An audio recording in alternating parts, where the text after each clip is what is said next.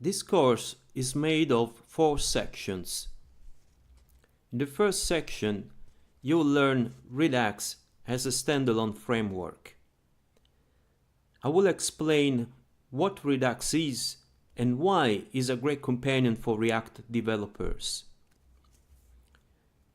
In the second section, you will learn how React and Redux work together, and you will start creating a shopping cart application in React and Redux.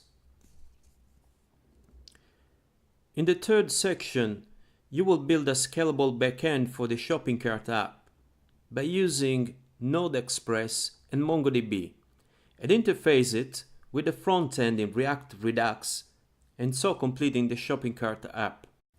At the end of this section, you will learn how to create your own API behind a proxy server as a separate and isolated service to ensure maintenance and scalability. You will also learn how to build and maintain a MongoDB database. In the fourth section, you will transform the client-rendered shopping cart app to a universal React application.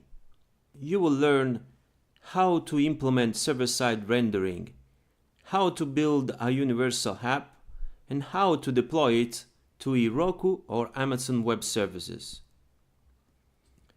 Besides the video, you can download an ebook which is attached to the last section of the course.